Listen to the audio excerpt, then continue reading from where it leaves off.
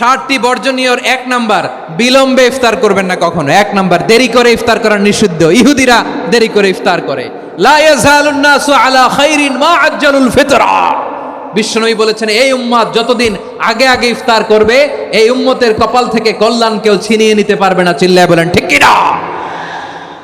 আজানের জন্য বসে থাকবেন না, সময় দেখবেন। স্থানীয় সময় যখন সূর্যাস্ত হওয়া মাত্রই বিসমিল্লাহ, খেজুর খেয়ে ফেলবো। পারবেন তো নাকি দেরি করবেন? 2 নাম্বার, রমাদানের পবিত্রতা বজায় রাখবো। কোনো তর্ক বিতর্ক অশ্লীলতায় আমরা জড়াবো না, ঝগড়া করবো না, সরাসরিও না, ফেসবুকেও না। করবেন কেউ গালি দিলে বলবেন ইন্নিমরুন সায়েম, আমি রোজাদার। আল্লাহর হাবিব শিখিয়েছেন, কেউ যদি তোমার গালি দেয়, কটু কথা বলে, অশ্লীল কথা বলে, রমজানে তুমিও বলতে পারবে না। তুমি বলতে পারবা ইন্নিমরুন সায়েম, আমি রোজাদার। আজকে থেকে নিয়ত করেন, রমজানে কেউ গালি দিলে আপনি একটা গালি দিবেন নাকি? কি বলবেন?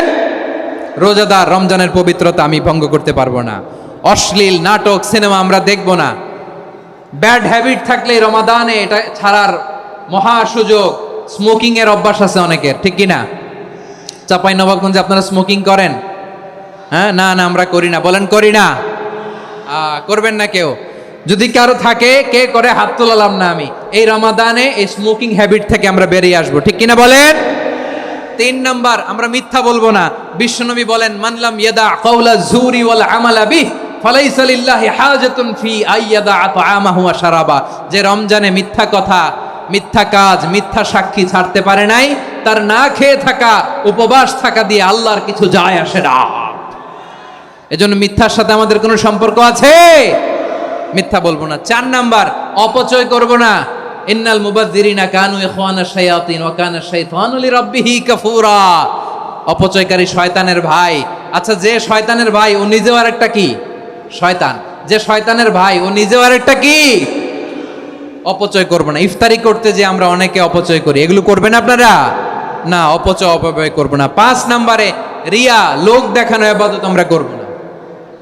লোক দেখানোর জন্য নামাজ, রোজা, জিকির, তেলাওয়াত, দান সদকা এগুলো করলে আল্লাহর দরবারে এগুলো কবুল হবে? বিশ্বনবী বলেন, দাজ্জালের ফিতনার চেয়ে একটা বড় ফিতনার ভয় আমি করি। সেটা কি? আর রিয়া, শো অফ মেন্টালিটি, লোক দেখানো মানসিকতা। এটা থেকে আমরা বিরত থাকবো ইনশাআল্লাহ। 6 নাম্বার, অনেক গুরুত্বপূর্ণ। ব্যবসায়ী ভাইয়েরা, ব্যবসা করেন কারা কারা? হাত তুলে দেখান তো আমারে।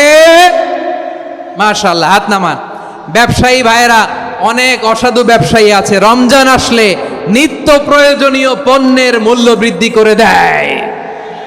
এরকম আছে না নাই? এগুলো করবেন না। মজুদদারি করবেন না। পণ্যের কৃত্রিম সংকট বাজারে করবেন না। আপনি লাখ টাকা কামায়া ভাবছেন যে রোজাদারদের কষ্ট দিয়ে ধনী হবেন।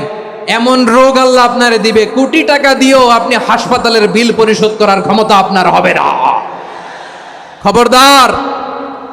শেষ বয়সে দেখবেন কি কষ্ট আপনার হয়।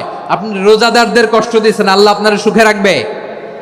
আল্লাহর দোহাই লাগে, আমার ব্যবসায়ী ভাইয়েরা এটা করবেন না। আরব বিশ্বে আমরা দেখেছি, আরব বিশ্বের ব্যবসায়ীরা সারা বছরে ব্যবসা করে, রমজানে ভর্তুকি দেয়। আর আমার দেশের কিছু অসাধু ব্যবসায়ী রমজানে গলাকাটা ব্যবসা করে আর সারা বছর সইটার উপর দিয়ে চলে। চিল্লায় বলেন ঠিক কিনা? করবেন না, এটা করবেন না। নিত্য প্রয়োজনীয় পণ্যের মূল্য বৃদ্ধি করা হারাম। পণ্যের কৃত্রিম সংকট তৈরি করা হারাম। মজুদদারি করা হারাম। রোজাদারদেরকে কষ্ট দেয়া হারাম। এটা করবেন না। 7 নাম্বারে সর্বশেষ কথা, অধীনস্থ যারা আছে তাদের কাজের চাপ আপনারা কমিয়ে দিবেন। কাজের লোক, ফ্যাক্টরির ওয়ার্কার, স্টাফ, তাদের প্রতি যদি রহম করেন, আপনার উপর রহম করবে কে? এই পবিত্র রমাদানের 7টা করণীয়, 7টা বর্জনীয় মনে রাখা যাবে তো ইনশাআল্লাহ?